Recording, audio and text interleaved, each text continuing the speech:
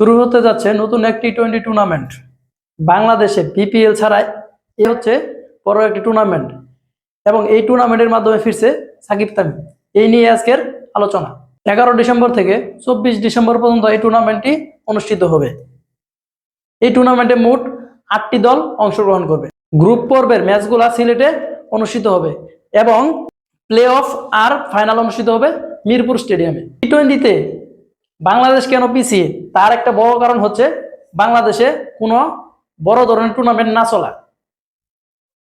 অনেক ক্রিকেটার এবং গণমাধ্যম কর্মীদের অনেক দিনের সাধনার পরে অনুষ্ঠিত হয় বাংলাদেশ বিপিএল।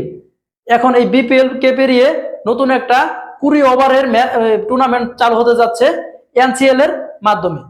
ফ্যান্সিএল টি-20 নামে এই একটা টুর্নামেন্ট বাংলাদেশে অনুষ্ঠিত হতে যাচ্ছে, যার দলগুলো হবে 8টি। 7 বিভাগের সাথে ঢাকা মেট্রো যোগ হবে এবং এই টুর্নামেন্টের মাধ্যমেই তামিম ইকবাল ফিরছেন এবং খেলবেন নিজ দল চট্টগ্রামে। শুধু তামিম নয়, খেলবেন মাহমুদুল্লাহ মুশিও।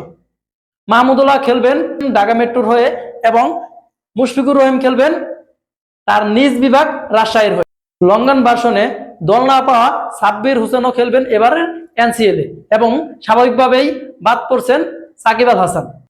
বিসিবি সভাপতি বলেন, টিভি প্রোডাকশনের সাথে এই প্রথমবার অনুষ্ঠিত হতে যাচ্ছে এরকম একটা নতুন ধরনের টুর্নামেন্ট, 20 ওভারের টুর্নামেন্ট, যেখানে অংশ নিবে শুধু স্থানীয় প্লেয়াররা। তাদের এই টুর্নামেন্টের মাধ্যমে তাদের ক্রিকেটকে আরো পপুলার করার জন্য তারা খেলবে।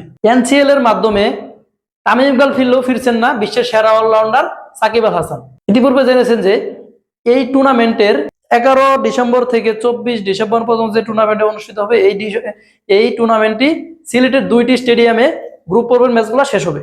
প্লে অফের 3 ম্যাচ আর ফাইনাল অনুষ্ঠিত হবে। এনসিএল এর মাধ্যমে অবশ্যই বাংলাদেশের যে সকল ক্রিকেটাররা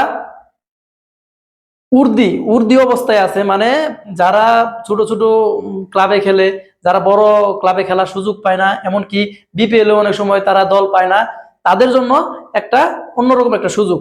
কেননা তারা যদি চায় এখানে ভালো করে খেলতে, এমনকি ভালো করে খেলার পর তারা বিপিএল একটা ভালো দল পাবে। আর বিপিএল যখন একটা ভালো দল পাবে, তখন তাদেরকে বাংলাদেশ ক্রিকেট বোর্ড বিসিবি জাতীয় টিমে খেলানোর জন্য ডাকবে। এভাবেই কিন্তু একটা প্লেয়ার উঠে। আর উঠানোর জন্য ঘরোয়া কিছু ক্রিকেটের ব্যবস্থা যে কোনো দেশের ক্রিকেট বোর্ডের করা উচিত, যা বাংলাদেশ ইতিপূর্বে করেনি। আস্তে আস্তে সেই দিকে এগিয়ে যাচ্ছে।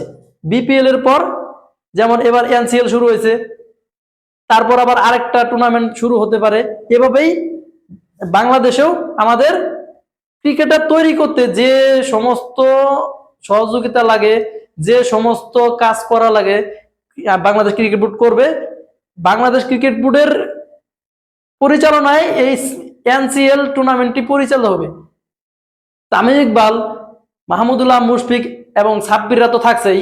বাকি কে কে থাকছে তা দেখতে চোখ রাখুন সানি স্পোর্টস 24 এর পর্দায়। ধন্যবাদ ভিউয়ার্স, ধন্যবাদ সবাইকে।